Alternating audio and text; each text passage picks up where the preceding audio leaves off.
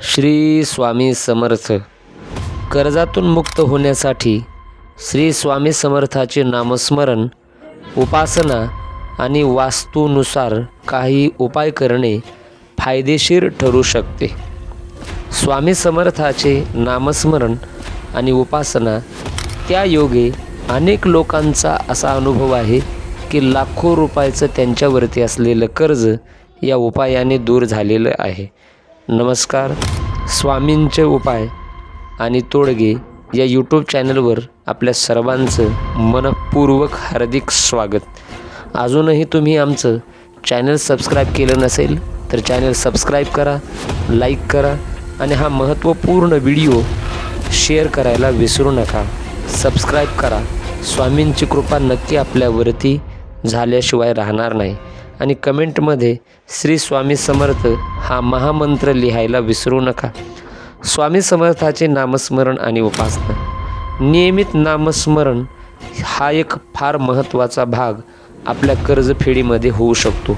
दररोज श्री स्वामी समर्थ असा जप तुम्ही करा किंवा ओम श्री स्वामी समर्थाय नमः या मंत्राचा जप करणं देखील फायदेशीर ठरू शकतं। गुरुचरित्र या ग्रंथाचे पठन करणे हे देखील एक कारण आहे कर्जमुक्तीचं। तुम्ही गरजूंना शक्य तेवढे दान करू शकता, त्यामध्ये अन्नदान हा महत्त्वाचा विषय आहे। किंवा व्रत उपवास देखील तुम्ही करू शकता स्वामी समर्थ महाराजांचे, त्या योगे देखील कर्ज फेडण्यासाठी मदत होऊ शकते। तर उपवास कोणता करावा? तर स्वामी समर्थ महाराजांना प्रसन्न करून आपलं कर्ज लवकरात लवकर फेडावं यासाठी मंगळवारचं व्रत, मंगळवारचा उपवास आपण करावा। वास्तुशास्त्रानुसार काही उपाय स्वामी समर्थ महाराजांनी सांगितलेले आहेत। तर त्यामध्ये घराची जी उत्तर दिशा असते तर उत्तर दिशेला तिजोरी किंवा पैसे ठेवावेत, यामुळे तुमच्यावरती असलेला कर्जाचा बोजा नक्की कमी होईल। आणि कर्ज फेडण्यासाठी मंगळवार हा शुभ दिवस मानला जातो। त्यामुळे तुम्ही जर एखाद्याचं कर्ज फेडत असाल तर ते पैसे शक्यतो तुम्ही मंगळवारी द्या। कर्जाची परतफेड करताना जास्त व्याजदराचे कर्ज आधी फेडावे आणि कमी व्याजदराचे कर्ज हे नंतर फेडावे। इतरही काही उपाय आहेत। एक कर्ज फेडण्यासाठी दुसरं कर्ज कधीही माणसाने घेऊ नये।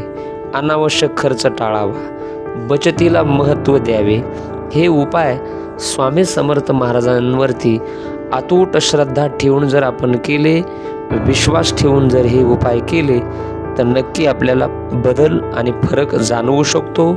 तर मित्रांनो आणि भाविकांनो, आपल्याला नम्र विनंती आहे की स्वामी समर्थ महाराजांवरती श्रद्धा ठेवून त्यांच्या नामाचा जप करून आपण काम जे आहे आपल्याकडे ते काम नियमितपणे करा। नक्कीच तुमच्यावरती असलेलं कर्ज फिटेल। ही महत्त्वपूर्ण माहिती आपल्याला कशी वाटली तर कृपया कमेंट बॉक्समध्ये आपला अभिप्राय कळवा।